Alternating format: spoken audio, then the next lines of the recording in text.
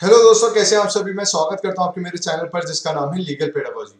दोस्तों, इस particular video में हम कवर करने वाले हैं कुछ इंपॉर्टेंट करंट अफेयर्स को from the month of December 2021।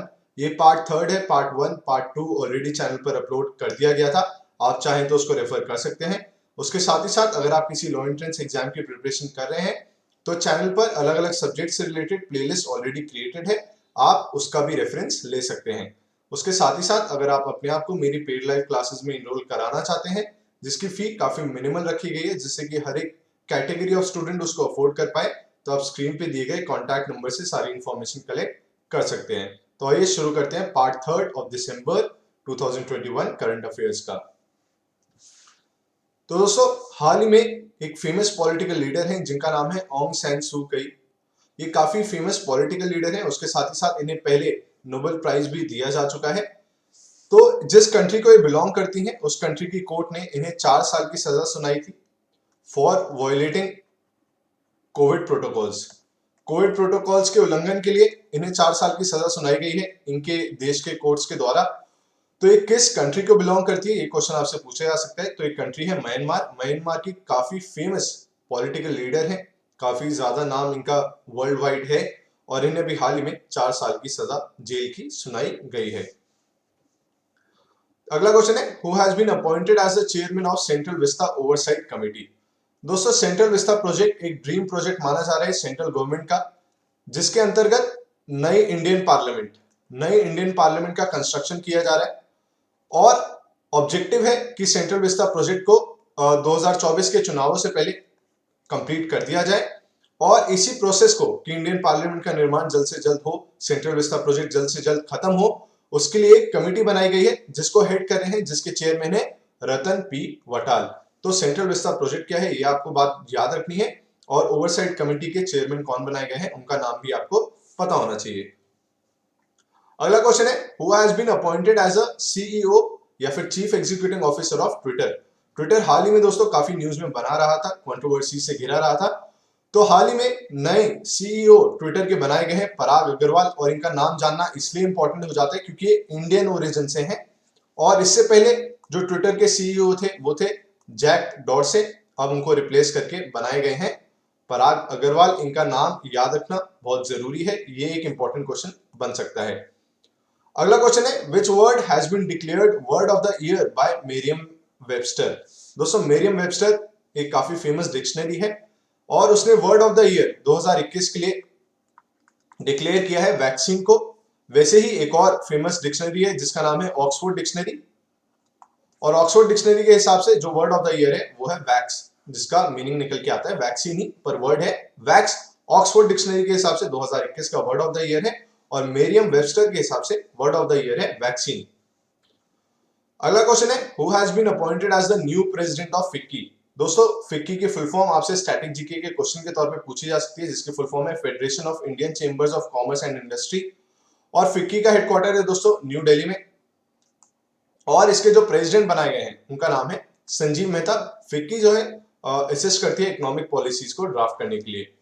अगला क्वेश्चन है, which has become the first airline in the world to use 100% sustainable aviation fuel। दोस्तों, जैसे कि आप जानते हैं कि काफी सारे स्टेप्स उठाए जा रहे हैं, इन्वायरमेंटल फ्रेंडली स्टेप्स को लिया जा रहा है, प्रोत्साहित किया जा रहा है जिससे कि इन्वायरमेंट की प्रोटेक्शन की जा सके। तो उसके टुवर्ड्स एक स्टेप ये है कि एयरक्राफ्ट्स में भी सस्टेनेबल एविएशन फ्यूल का इस्तेमाल किया जाए, क्योंकि ये मानना है कि अगर सस्टेनेबल एविएशन फ्यूल का इस्तेमाल किया जाएगा एयरक्राफ्ट्स में तो जो एयरक्राफ्ट्स के through CO2 carbon dioxide release होती है उसके एमिशन को 75% 75% कम किया जा सकता है। तो सस्टेनेबल एविएशन फ्यूल 100% यूज करने वाली एयरलाइन बनी है यूनाइटेड एयरलाइंस, जो कि एक यूएस बेस्ड एयरलाइन है जिसने 100% सस्टेनेबल एविएशन फ्यूल का इस्तेमाल किया और ये फ्लाइट शिकागो से गई थी वॉशिंगटन तक। तो ये बातें आपको याद रखनी है। अगला क्वेश्चन है दोस्तों, Sanjay Dutt has been chosen as a brand ambassador for 50th celebration by which state government. दोस्तों, हाल ही में अरुणाचल प्रदेश के 50 साल ऑफ स्टेटहुड पूरे हुए थे, तो उसको सेलिब्रेट करने के लिए ही संजय दत्त को वहां का ब्रांड एम्बेसडर बनाया गया है। ये बातें आपको याद रखनी है। आपसे क्वेश्चन ये भी पूछ सकते हैं कि हाल ही में किस स्टेट ने अपने 50 साल पूरे होने का, स्टेटहुड का सेलिब्रेशन मनाया था, तो वो है अरुणाचल प्रदेश। अगला क्वेश्चन है, which state has launch mobile application named call your cop. दोस्तों कॉल योर कॉप नाम की एक मोबाइल एप्लीकेशन लॉन्च की गई है by the Nagaland government. Nagaland में इस मोबाइल एप्लीकेशन को लॉन्च किया गया है, जिससे कि जो लोग हैं वो इजीली पुलिस का एक्सेस ले पाए, पुलिसमैन का एक्सेस ले पाए, उसके लिए इस मोबाइल एप्लीकेशन को लॉन्च किया गया है। नागालैंड अभी न्यूज में एक और चीज की वजह से बना रहा था, वो था एफ्स्पा, जो कि आर्म फोर्सेस को स्पेशल पावर्स देती है उस एरिया में जहां पे एफ्स्पा लगा हुआ होता है। तो नागालैंड में काफी समय से लगा हुआ था और ये मांग उठाई जा रही थी कि अब एफ्स्पा को वहां से खत्म किया जाए, पर एक कमेटी की रिपोर्ट आई और उसके बाद सेंट्रल गवर्नमेंट ने डिसाइड किया है कि 6 महीने और एफ्स्पा जो है वो नागालैंड में लगा रहेगा और नागालैंड में ही मोबाइल एप्लीकेशन लॉन्च की गई है, कॉल योर कॉप। अगला क्वेश्चन है, which of the following has released a report titled Designing the Future of Dispute Resolution, the ODR Policy Plan for India। दोस्तों ये बहुत ही इंपॉर्टेंट क्वेश्चन है, ये आपसे पूछा जा सकता है, किसी भी एंट्रेंस में आपसे पूछ लेगा। ओडीआर की फुल फॉर्म है ऑनलाइन डिस्प्यूट रेजोल्यूशन। तो दोस्तों जैसे कि आप जानते हैं हमारे देश में जो कोर्ट्स हैं उनके ऊपर काफी ज्यादा पेंडिंग केसेस का दबाव है, काफी ज्यादा ओवरबर्डन है कोर्ट्स। तो उसी बर्डन को खत्म करने के लिए ओडीआर पॉलिसी ने बोला है कि ऑनलाइन लोगों के बीच में जो डिस्प्यूट्स हैं उनको रिजॉल्व कराया जाए, जिससे कि कोर्ट की मदद ना ली जाए और एमिकेबली फ्रेंडली मैनर में वो डिस्प्यूट ऑनलाइन माध्यम के थ्रू, डिजिटल माध्यम के थ्रू सॉल्व करवा दिया जाए। तो ये है इस रिपोर्ट का फोकस। और एक और ब्रांच ऑफ लॉ होता है जिसका नाम होता है एडीआर, ऑल्टरनेट डिस्प्यूट रेजोल्यूशन, जिसमें मीडिएशन, कंसिलिएशन, इसके थ्रू जो पार्टीज के बीच में डिस्प्यूट होता है वो out of the court settle करवाया जाता है।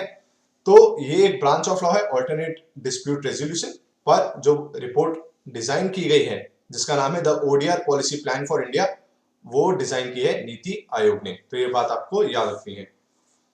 अगला क्वेश्चन है दोस्तों ईडब्ल्यूएस से रिलेटेड, और क्वेश्चन है कि a 3 member committee to review EWS is being headed by. तो दोस्तों हाल ही में क्या हुआ था कि एक पिटीशन फाइल की गई थी सुप्रीम कोर्ट में, जिसमें कहा गया था कि ये जो 10% का आरक्षण दिया जा रहा है, 10% का आरक्षण जो दिया जा रहा है पब्लिक सेक्टर एम्प्लॉयमेंट में और पब्लिक सेक्टर जॉब्स एजुकेशन में इकोनॉमिक वीकर सेक्शन को, उसका एक क्राइटेरिया है कि फैमिली इनकम 8 लाख से कम होनी चाहिए।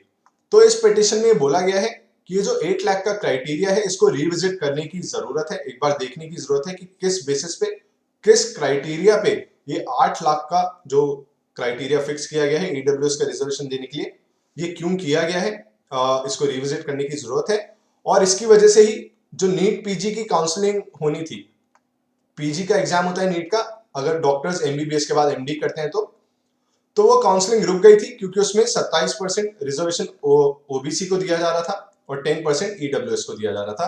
तो इसी पिटीशन की वजह से ये काउंसलिंग को रोक दिया गया था, पर कोरोना क्राइसिस की वजह से फिलहाल के लिए नीट पीजी की जो काउंसलिंग है उसको अनुमति दे दी है सुप्रीम कोर्ट ने इसी रिजर्वेशन के बेसिस पर मार्च में फिर से जो 8 लाख का क्राइटेरिया रखा गया है ईडब्ल्यूएस रिजर्वेशन के लिए, उसको फिर से रिविजिट किया जाएगा। और इस कमिटी के जिसने रिव्यू करने के लिए ईडब्ल्यूएस का क्राइटेरिया बनाई गई थी, उसके दोस्तों हेड थे अजय भूषण पांडे। तो ये बातें आपको याद रखनी है।